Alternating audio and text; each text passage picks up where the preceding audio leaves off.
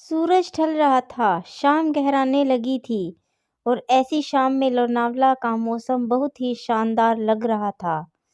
दूर ढलता हुआ सूरज और रिमझिम बारिश किसी के भी मन में प्रेम के अंकुर को विस्फोटित करने वाली थी। दो कपल लोनावला आए हुए थे। लोनावला में किसी होटल में ठहरने की बजाय उन लोगों ने एक विला बुक किया था। पुराने जमाने का यह विला पहाड़ों के बीच मौजूद था। सबसे बड़ा सा गार्डन और पीछे पहाड़ों से गिरता हुआ बरसाती झरना उस विला की खूबसूरती में चार चांद लगा रहा था। मनन, आई एम सो हैप्पी। मैंने तो कभी नहीं सोचा था कि अपना हनीमून टाइम इतने फंटेस्टिक पैलेस पर स्पेंड करूंगी। Love you so much. तुम्हें यह जगह पसंद आई, मेरे लिए इतनी ही बहुत है, वरना मुझे डर लग रहा था कि तुम यहाँ ना सोचो कि होटल को छोड़कर एक पुराने से घर में रहने के लिए आ गए हैं। बोलते हुए उसने निधि को अपनी बाहों में ले लिया। उस विला के केयरटेकर ने उन लोगों के लिए डिनर तैयार किया और दोनों डिनर करके वापस अपने रूम में आ गए। देर तक दोनों मौसम और नई शादी की खुमारी में एक दूसरे की बाहों में जाग रहे थे। तभी देर रात पूरे विले में अंधेरा हो गया। मनन ने अपने मोबाइल की लाइट ऑन करके केयरटेकर को फोन किया। सर, 2 मिनट दीजिए, जनरेटर ऑन करके आता हूँ। बारिश के मौसम में कई बार हवा पानी के कारण लाइट चली जाती है। केयरटेकर जब तक जनरेटर ऑन करता, अंधेरे कमरे में केवल मोबाइल की रोशनी थी। उस मोबाइल की रोशनी में उन लोगों को दीवार पर एक साया नजर आता है जिसके सिर पर सींग उगा हुआ था। उसे देखकर निधि की चीख निकल गई। मनन भी थोड़ा डर गया, मगर जैसे ही लाइट आई वहां पर कोई साया नहीं था। उसने तुरंत केयरटेकर को बुलाकर उस साए के बारे में बात की तो केयरटेकर मुस्कुराते हुए बोला, सर, कमरे में केवल मोबाइल की रोशनी ही हो सकती है। किसी चीज की परछाई हो और आपको गलतफहमी रही होगी। अपना ध्यान रखिएगा, कहकर वह केयरटेकर वहां से चला गया। मगर निधि को अभी भी उसकी बात पर यकीन नहीं था। मनन, तुमने भी देखा ना, उस साए को वो परछाई की नहीं हो सकती। यार, तुम कुछ ज्यादा ही टेंशन ले रही हो। अभी सो जाओ, सुबह इस बारे में बात करेंगे। कहते हुए मनन सो गया, मगर निधि की आंखों में रात भर नींद नहीं आई। अगली सुबह वह अपने कमरे की बालकनी में खड़ी होकर उगते सूरज का नजारा देख रही थी। तभी उसकी निगाह बगीचे में गई। वहां पर एक काली बिल्ली मरी हुई थी। उसने तुरंत जाकर मनन को उठाया और उसे काली बिल्ली के बारे में बताने लगी। मनन, बगीचे में काली बिल्ली मरी पड़ी है।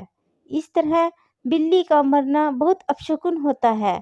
उसकी बात सुनकर मनन तुरंत बिस्तर से उठा और बालकनी से बगीचे की ओर देखने लगा, मगर वहां पर कोई बिल्ली नहीं थी। तुम्हें गलतफहमी हुई होगी, देखो, वहां पर कुछ भी नहीं है। मैं सच कह रही हूँ, मेरा विश्वास करो, मैंने अपनी आंखों से देखी थी। वह केयरटेकर से पूछो, उसने बिल्ली की लाश को हटाया होगा। निधि के मन की शांति के लिए मनन ने केयरटेकर को तुरंत बुलाया। भैया, कल रात कोई बिल्ली बगीचे में मर गई थी क्या, जिसे आपने अभी हटवाया हो? बिल्ली कौन सी बिल्ली की बात पर सर, आप मैं अभी अभी उठा हूँ और आप लोगों के लिए चाय बना रहा था। मैंने किसी बगीचे में किसी बिल्ली को नहीं देखा। क्यों झूठ बोल रहे हो? मैंने अपनी आंखों से देखा था। बगीचे में झूले के पास एक बिल्ली मरी हुई थी। मैडम जी, आपको कोई गलतफहमी हुई होगी। यदि कोई जानवर मरा भी होता तो इतनी सुबह कोई आकर उसे नहीं हटा सकता। और आपने तो खुद देखा है कि मैं किचन में था। फिर इस बंगले में हम तीनों के अलावा कोई नहीं है, तो बिल्ली को किसने हटाया? कहते हुए केयरटेकर वहां से चला गया। मगर निधि अभी भी मनन को समझाने की कोशिश कर रही थी कि केयरटेकर ने दरवाजे के पास से पलट कर देखा। उसके चेहरे पर रहस्यमय मुस्कुराहट थी और उसकी आंखें का रंग बदलकर लाल हो गया। निधि मनन निधि को समझाकर वॉशरूम चला गया। निधि कमरे में अकेली थी। उसकी निगाह अभी भी उस झूले के पास थी जहां पर उसने बिल्ली को देखा था। अब वह झूला खुद ब खुद हिलने लगा था। ऐसा लग रहा था कि कोई उस झूले पर बैठा है। तभी बगीचे में पड़ी हुई गेंद गोल गोल चक्कर लगाने लगी। यह देख निधि की आवाज गले में ही दब गई। केयरटेकर ने उन लोगों के लिए चाय बनाकर आज लेकर आ चुका था और मनन भी वॉशरूम से बाहर आ गया। निधि अभी भी उस बॉल को घूमते हुए देख रही थी। जैसे ही मनन ने आकर उसके कंधे पर हाथ रखा तो वो डर के चीख पड़ी। अरे क्या हुआ, इतनी डरी हुई क्यों हो? मनन, वो झूला, वो देखो, खुद ब खुद अपनी जगह से मूव कर रहे हैं। निधि की बात सुनकर मनन ने झूले की ओर देखा तो झूला स्थिर था और बगीचे में कोई बॉल भी नहीं थी।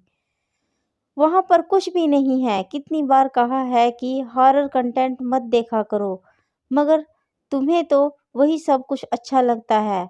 चलो जल्दी आओ, चाय ठंडी हो रही है, हमें घूमने भी जाना है। कहते हुए मनन निधि का हाथ पकड़कर उस कमरे में के अंदर लेकर जाने लगा, मगर निधि अभी भी पीछे लगे उस झूले की ओर देख रही थी। झूला वापस चलने लगा और वहां पर एक गेंद बगीचे में इधर उधर लुढ़क रही थी। दोनों ब्रेकफास्ट कर रेडी होकर बाहर घूमने के लिए चले गए। सारा दिन बाहर घूमने के बाद जब शाम को वो लोग विला में वापस आए तो उनका कमरा पूरा अस्त व्यस्त हो रखा था। बेड की चादर जमीन पर थी और सूटकेस पूरा फैला हुआ था और काउच के पास खून बिखरा हुआ था। दोनों पूरे नज़ारे को देखकर हैरान थे। वे लोग केयरटेकर को आवाज देने लगे, मगर केयरटेकर ने कोई जवाब नहीं दिया। मनन उसे ढूंढते हुए घर में घूम रहा था, मगर पूरे घर में केयरटेकर कहीं भी नहीं मिला। तभी निधि जोर से चीखी और उसकी चीख सुनकर तुरंत मनन अपने कमरे में आ गया। निधि ने डरते हुए झूले की तरफ इशारा किया तो मनन ने उस तरफ देखा। वहां पर केयरटेकर का शव बहुत बुरी अवस्था में पड़ा हुआ था। उसके शरीर पर कई जगह कट के निशान थे और जगह जगह से खून बह रहा था। यह सब क्या हो रहा है? हमें तुरंत पुलिस को इन्फॉर्म करना चाहिए। प्लीज, हमें यह सब कुछ पुलिस के लफड़े में नहीं पड़ना है। अपना सामान पैक करते हैं और तुरंत निकल जाते हैं। कैसे बातें कर रही हो? उस बंदे ने कल पूरा दिन हमारी सेवा की है और आज वो मरा पड़ा है। हमें कम से कम पुलिस को तो बताना ही पड़ेगा। किसी चोर का काम होगा जो कि किसी कीमती सामान की तलाश में यहाँ पर आया होगा। उसने हमारा पूरा कमरा भी फैला दिया और जब उसे कुछ नहीं मिला तो उसने उस बेचारे की हत्या कर दी। कहते हुए मनन झूले की तरफ ही देखते हुए पुलिस को फोन लगाने लगा, मगर अचानक उसकी आंखों के आगे अंधेरा आ गया। उसे अपनी आंखों पर विश्वास नहीं हो रहा था। कुछ देर पहले जहां पर उसके केयरटेकर की लाश पड़ी थी, वहां पर अब कुछ भी नहीं था। यह कैसे हो सकता है? निधि, तुमने देखा ना कि कुछ देर पहले वहां पर उसकी लाश थी। वो लाश कहाँ चली गई? मुझे कुछ गड़बड़ लग रही थी। कल ऐसे ही उस बिल्ली की लाश भी गायब हो गई थी। हमें यहाँ से तुरंत निकलना होगा। कहते हुए वह मनन का हाथ पकड़कर सीढ़ियां उतरने लगी, मगर सीढ़ियां अपने आप चलती हुई वापस ऊपर जा रही थी। दोनों को बहुत डर लगने लगा। तभी उसके केयरटेकर की लाश सीढ़ियों पर उसके आसपास घूमने लगी। निधि डरते हुए मनन से चिपक गई। कौन हो तुम? हमें यहाँ से जाने दो। क्या बिगाड़ा है हमने तुम्हारा? मैं इस घर का केयरटेकर था। बिगाड़ा तो मैंने भी किसी का कुछ नहीं था, मगर हनीमून पर आए कुछ कपल ने मेरी हत्या कर दी। मुझे यहाँ पर झूले के पास दफना दिया। तब से मेरी आत्मा यहीं भटक रही है और हर हनीमून पर आने वालों से अपना बदला लेती है।